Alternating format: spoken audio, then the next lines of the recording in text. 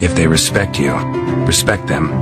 If they disrespect you, you still respect them. Do not allow the actions of others to decrease your good manners, because you represent yourself, not others. If they respect you, respect them. If they disrespect you, you still respect them. Do not allow the actions of others to decrease your good manners, because you represent yourself, not others. So I get this question, or it's not a question, it's more like a statement on a regular, and I got one of these recently where they say, Emily, such and such called me prejudiced. They said I'm a racist. And so on this instance, normally I'll go,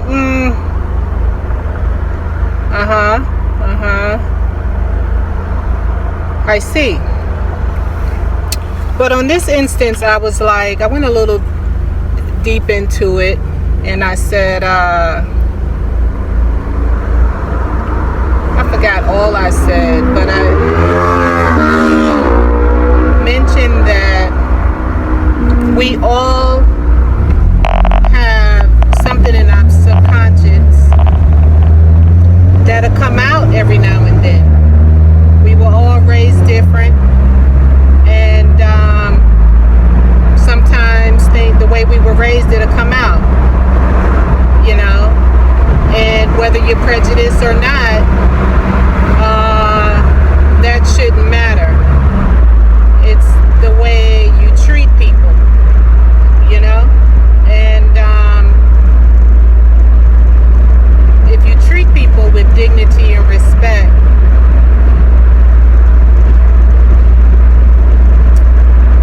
that's what matters. And we got pretty deep into the conversation, and was saying, you know, they did I got a friend that's black, you know, my one friend, you know, or I can say I got one friend, whatever. And so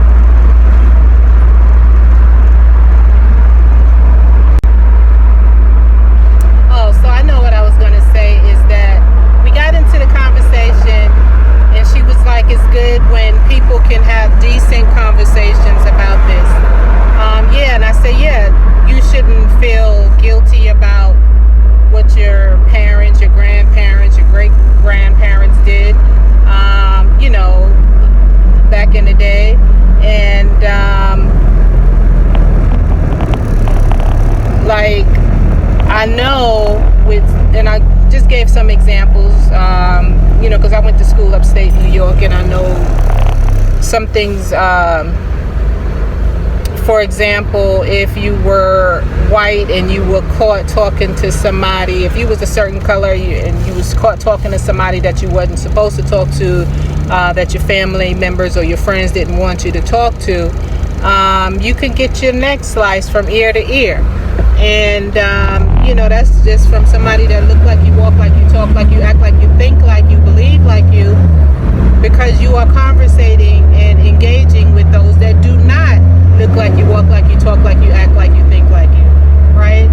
And so I said, but nowadays it's a bit different, and it's harder to control people to do what you want them to do because you don't like somebody, you know, to get them to hate somebody because you don't like somebody.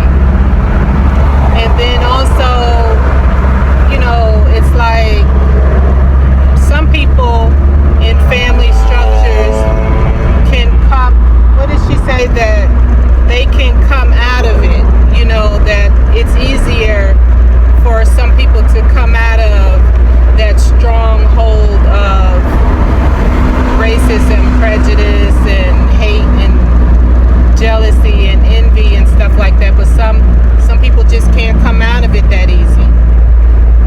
And so it was a pretty decent conversation that can be brought up, and is often brought up more frequently, because hatred and the way we act still exists, with all that jealousy and nastiness and superior, one thinking one is superior over the other. And so in the work environment, sometimes we don't realize what we're doing and what's coming out of our subconscious mind into our behaviors towards other people, and people can see it and feel it, and it don't feel good. And then when they verbalize it to you with one word, that word of prejudice or that word of racist, it stuns you and say, wait a minute, I got one black friend, how in the world can I be racist? You know? But it goes a lot deeper than that. We all have stuff that the way we were raised, the way we were taught, the people we hung out with, it just don't go away overnight.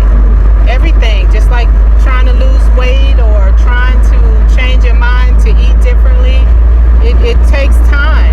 Everything takes time, just like driving a car, learning how to drive a car. It took time. Everything doesn't happen overnight. It's going to take time. But when you want to do it, just like you say, it's not easy for everyone to come out of that. I guess because everyone is different. And that goes back to personalities. What type of personality do you have? Know your personality and figure out how to, it'll be a good thing to figure out how to turn your weaknesses into strengths by knowing your individual own personality.